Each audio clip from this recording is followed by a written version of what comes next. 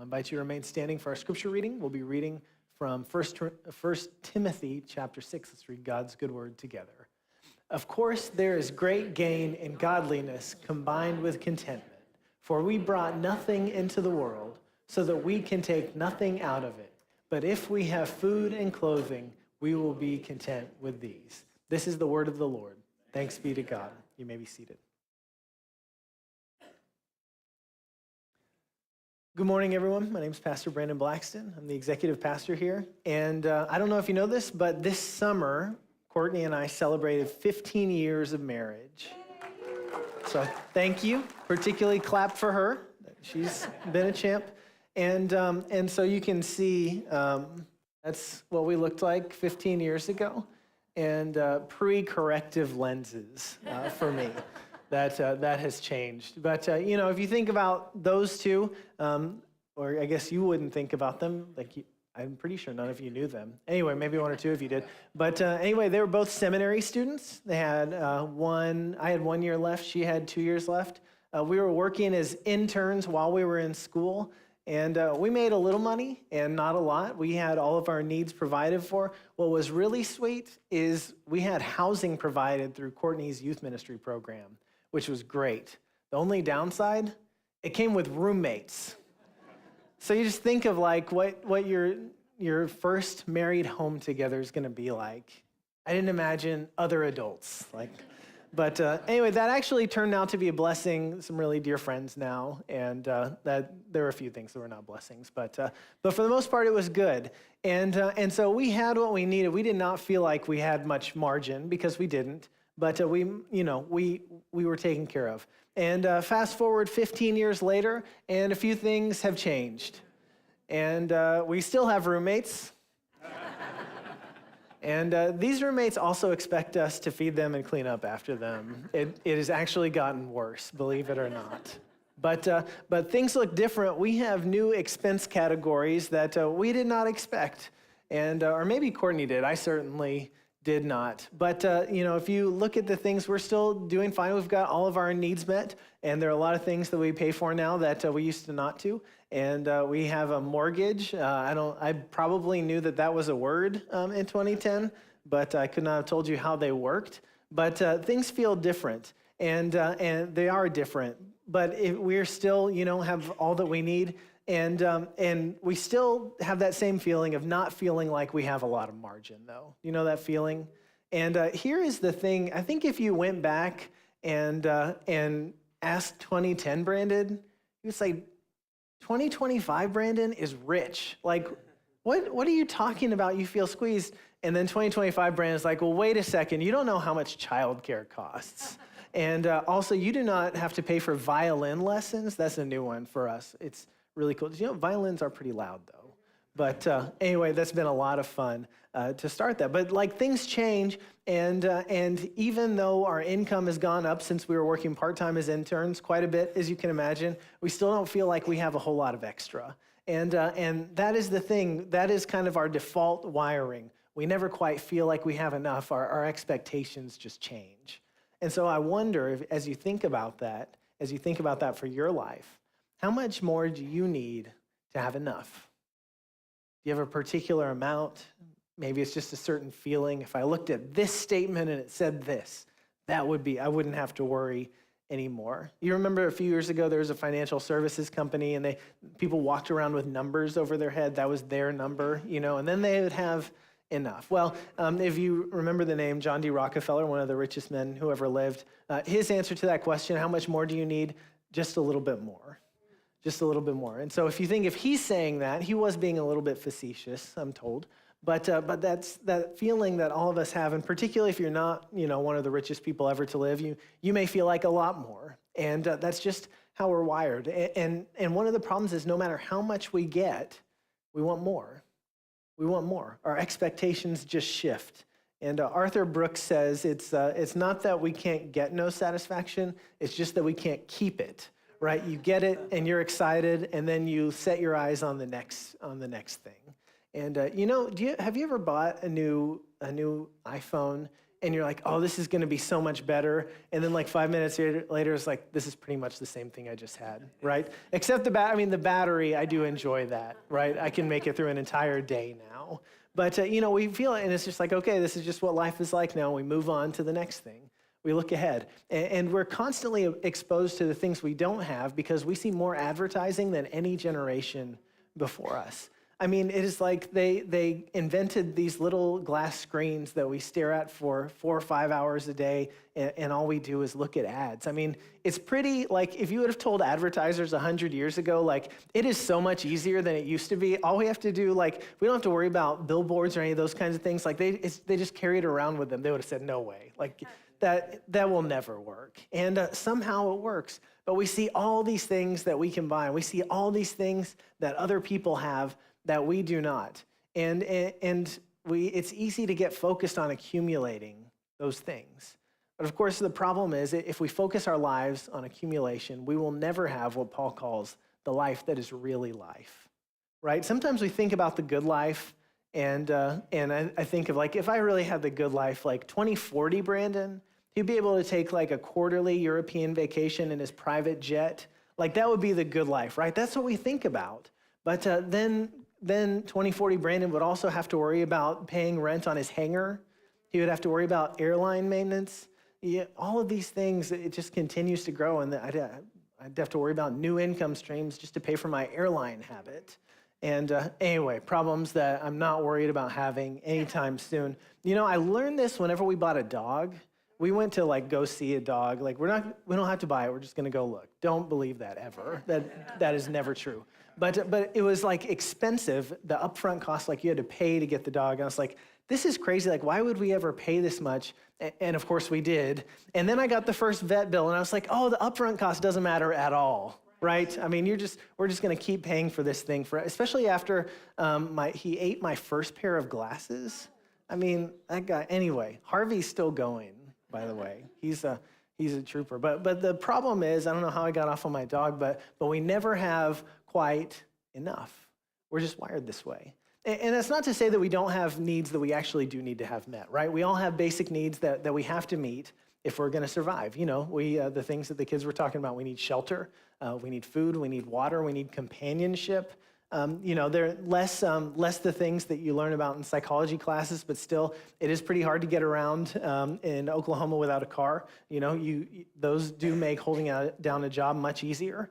There are things like health insurance that you can get by without until you can't. And so there are things that you need. But once those needs are met, I don't know about you, I never hit all my basic needs and I was like, I'm done. Like, that's it. Wow.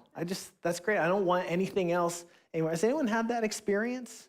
Like, you just stop wanting? Like, no, that's not how it works.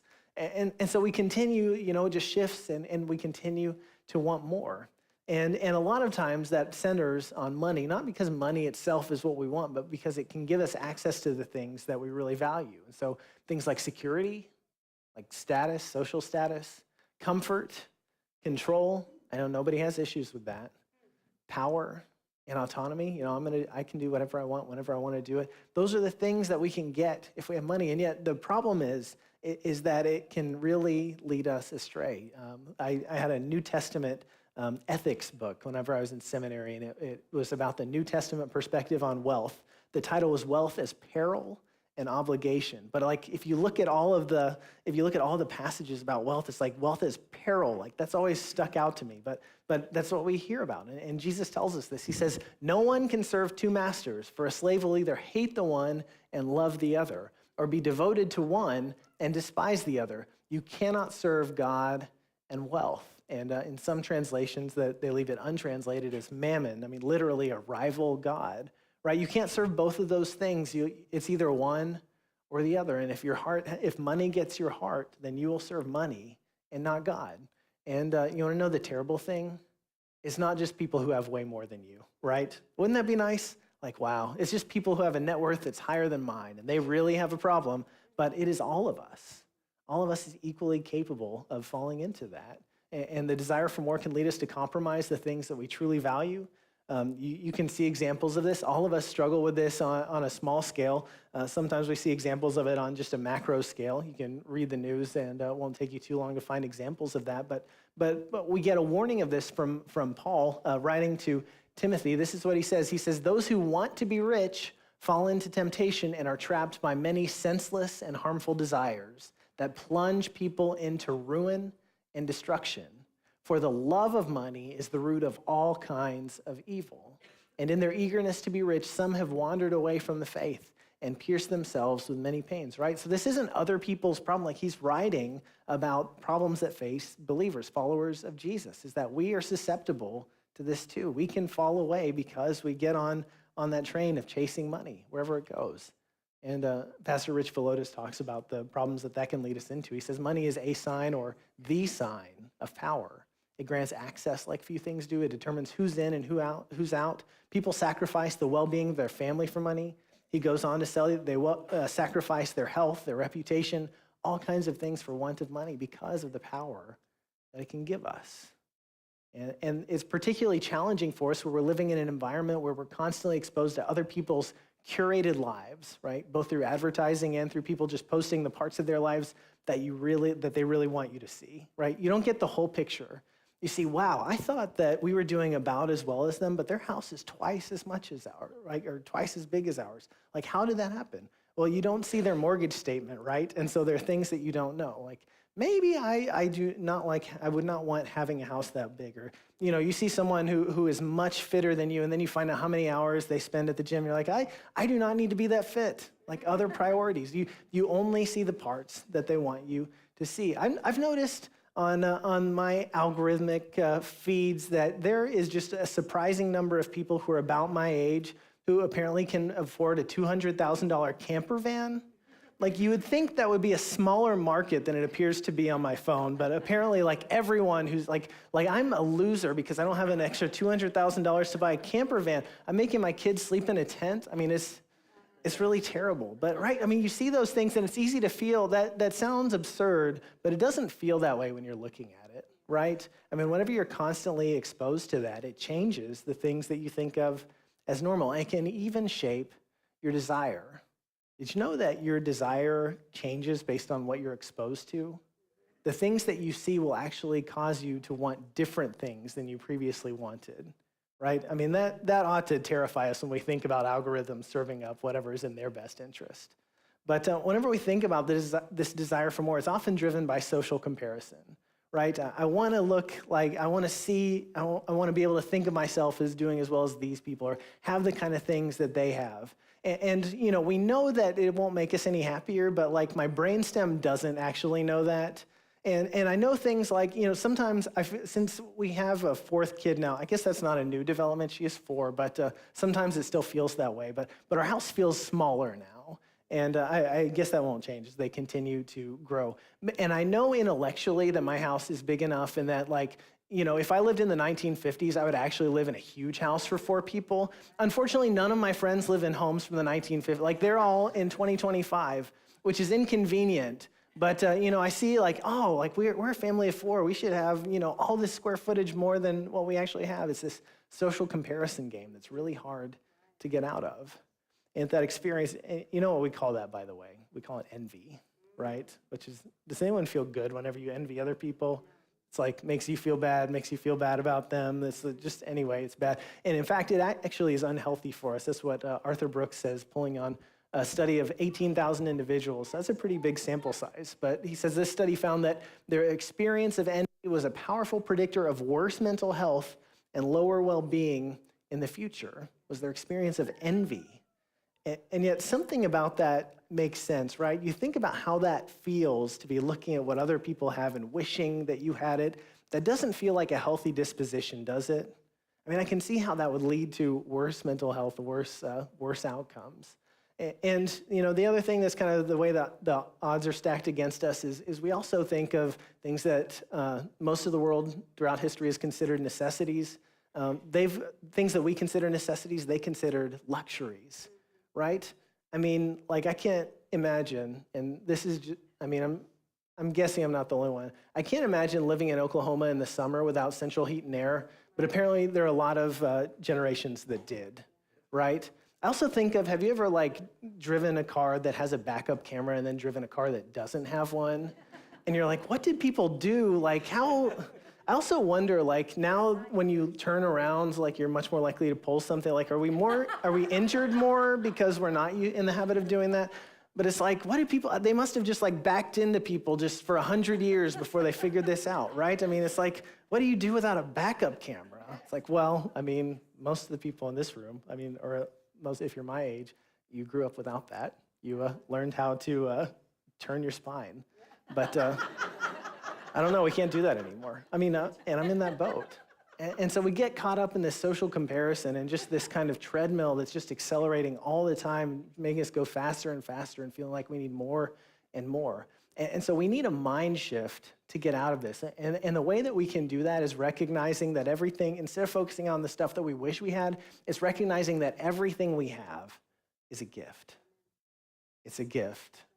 Everything from the air that we breathe to the people that we see whenever we come to church, and just having a car, whether it has a backup camera or not, that's a gift, right? I mean, just recognizing that everything is a gift. And here's the thing, no matter how much we manage to accumulate, no matter how much we have, we're all dependent on God and other people.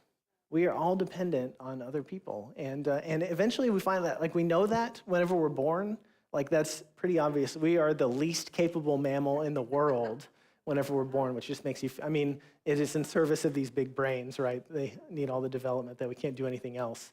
But we also know that we get to points in our lives where we just can't do it without help.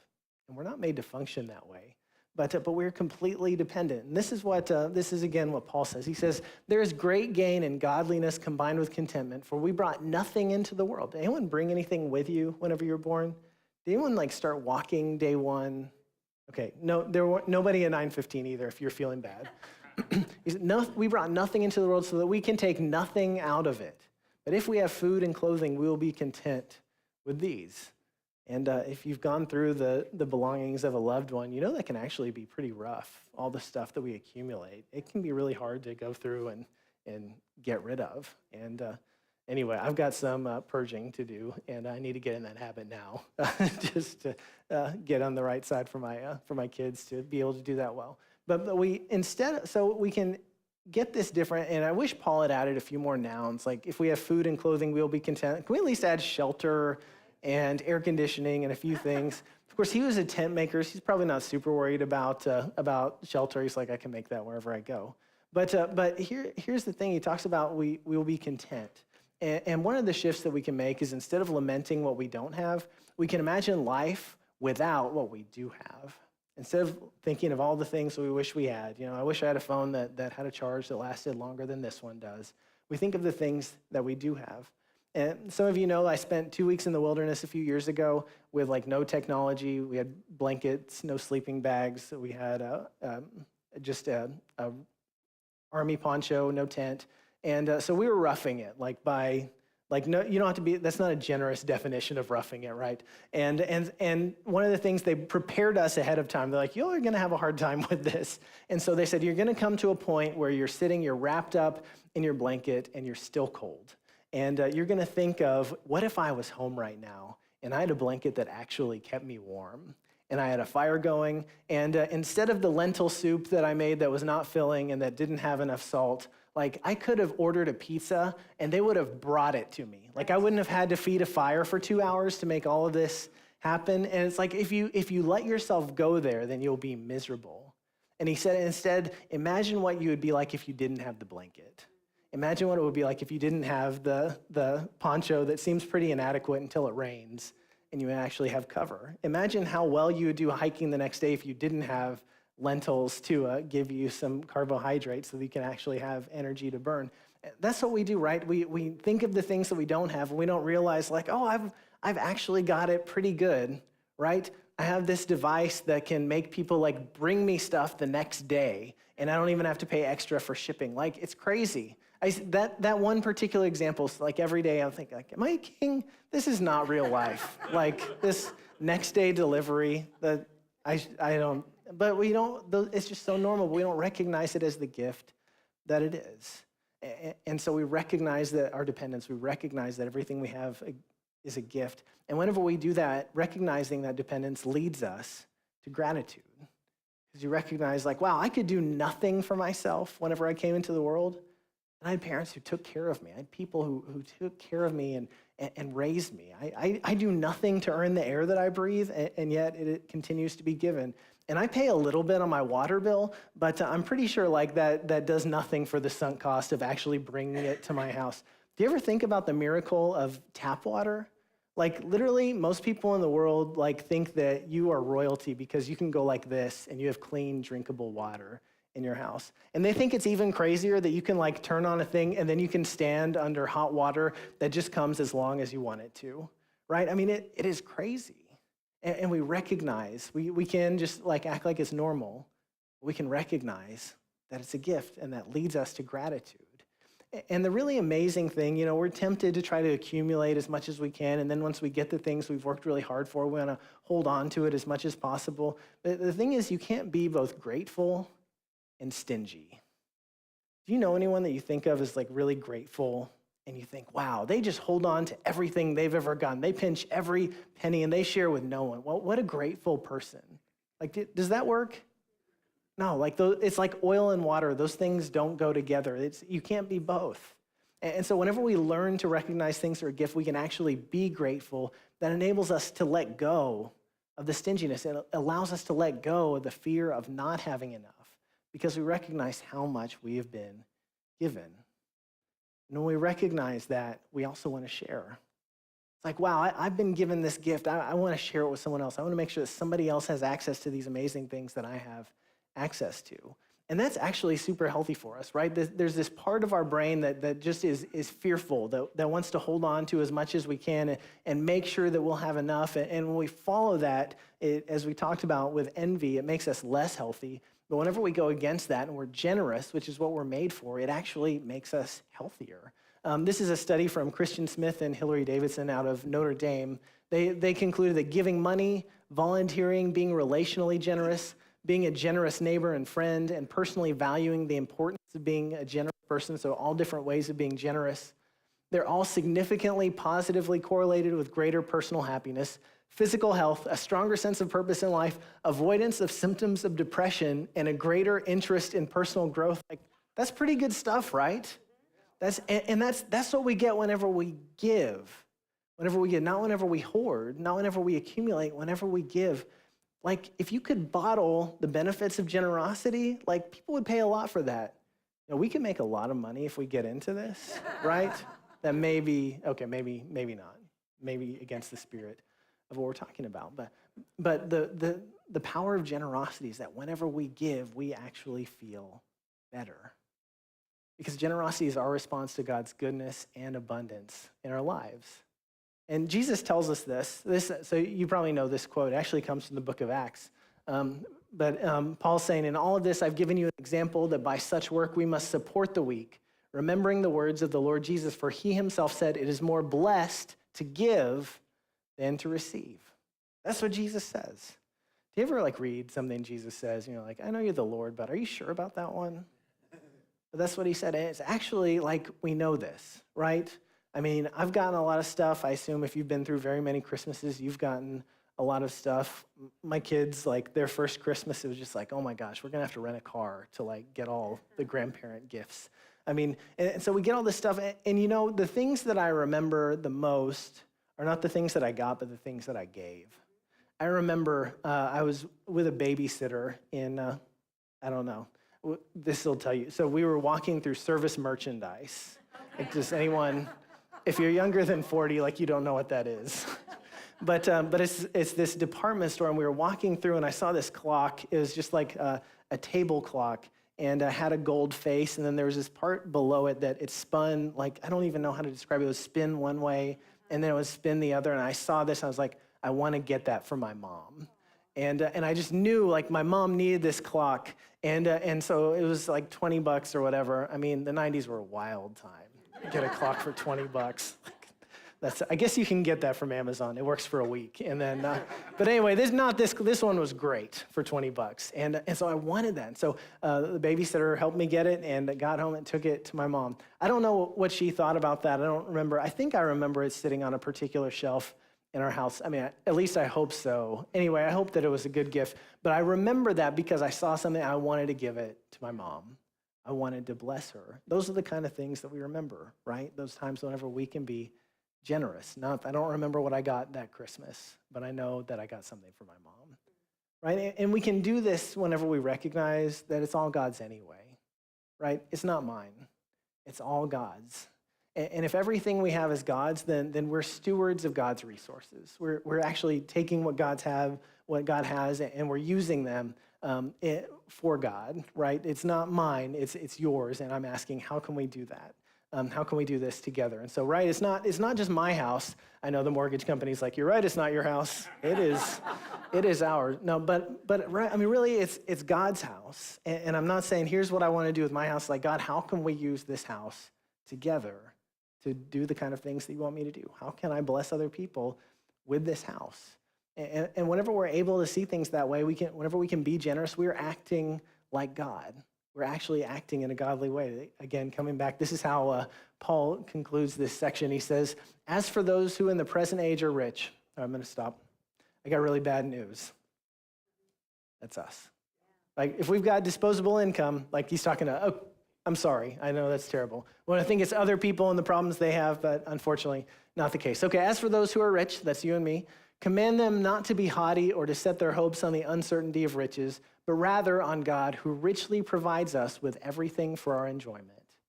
And how are they to live there? To do good, to be rich in good works, generous and ready to share, thus storing up for themselves the treasure of a good foundation for the future, so that they may take hold of the life that is really life. What is the life that is really life about? It's not about how much you get. It is about how much you can share. It is about sharing the life that God has given you with others, experiencing that together. Not hoarding as much as you can, not even being able to take your quarterly trip to Europe on Brandon's private jet, which if I get that, you're all invited. It's probably not big enough for it. We'll have to schedule it, but it's being able to share, to allow other people to experience that life as well. And often whenever we think about, whenever we talk about stewardship, we talk about this as stewardship season in our church. We think about how we use the things that we have and specifically how much of it we give away. Courtney and I, since 2010 and 2010, Brandon in 2010, we were in the same year, I don't know. 15 years ago, Brandon and Courtney, we decided we're going to give 10% of our gross income to the church, and that's something we've done ever since. We often talk about stewardship in those terms, but it's not just about how much we give away. It's also about how we do with what we keep, right? So how am I going to use the money that God's letting me keep? How am I going to use the car that God is letting me use, whether it has a backup camera or not? How will I use that? How will God guide me in using those things for God's glory and to bless other people? And a few months ago, I taught a class on generosity, and there's a great video that talks about that, how we can be stewards of God's things. And so I want to share that with you. Take a look.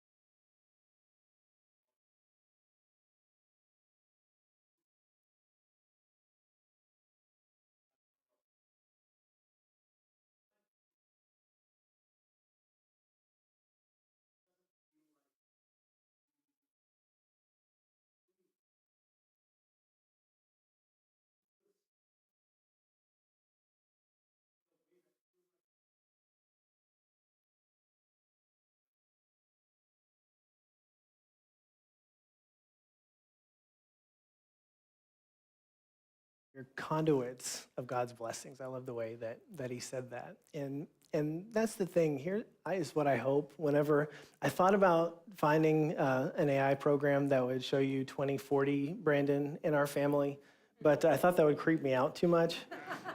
I'm especially not ready to see what my daughters might look like in 15 years like that. Yeah, I'm not thinking about 25 and 19. Anyway, but I think about what is going to be going through his head. And he's going to be thinking of, I'm trying to pay for college right now, maybe, if that's where they end up. He's going to be thinking about paying for weddings, although maybe that social convention will be gone in the next 15. As the father of 2 daughters, I can only hope. But just all of those kinds of things. Retirement will be 10 years away. We'll be thinking about really trying to make sure that we've planned well enough to do that. What I hope is that I will not get to that point. We'll think, well, we're getting by, but we don't have a lot extra. Is that I will think about how abundantly blessed I am. And how blessed I am to be able to give that away. And here's the thing, you don't have to change your outward circumstances to experience the life that is really life. It is an inward change. Whenever we can change our relationship to money and to possessions, that can really change the thing. And it's so important for us to realize the worst thing that can happen to you is not that you have a significant financial loss. It's that you lose who you really are because you're chasing money. If you're broke and have stayed the person that God created you to be and have people who care about you, then you are rich. And all the other stuff does not matter. That's the life that is really life. And this life is not about how much we can accumulate. It's about how we can share what we've been given. This is life that God invites all of us into. And so here's some ways I want to invite you to take a step this week. First, just look for opportunities to be generous. Whether that's helping your neighbor by taking their trash can up to the street. It doesn't count if it's passive aggressive because they were supposed to take it up 3 days ago again, right? But just what are opportunities? It might just be holding the door open for someone. If you see someone who's struggling, getting them some groceries, and maybe something big, but what is an opportunity? Maybe just giving someone your attention. That's one of the resources that we tend to hoard as well and feel like we don't have enough of. And then I want to invite you to pray about how God is calling you to grow in generosity in 2026. If this is your church home, I hope that you'll do that as part of our, as we're planning for our ministries next year. But if it's not, I hope that you'll do it anyway, regardless of where you give, because we all need to grow in generosity. It is what we're made for. And we're blessed whenever we do it. So wherever that is for you, I hope that you'll pray about that and just ask God, what is the next step you're calling me to take? And then if this is your church home, I hope that you will prayerfully complete your 2026 estimate of giving by next Sunday. That'll be our commitment Sunday. And we'll turn those in worship. Courtney and I did ours last week, and so we're ready to do that. But that enables us to do the things that helps share the life that is really life with all the people in our community and around the state and around the world that God has called us to love and to serve. We pray the Lord's Prayer with me. Our Father, who art in heaven, hallowed be thy name. Thy kingdom come, thy will be done, on earth as it is in heaven. Give us this day our daily bread, and forgive us our trespasses, as we forgive those who trespass against us. And lead us not into temptation, but deliver us from evil. For thine is the kingdom, and the power, and the glory forever.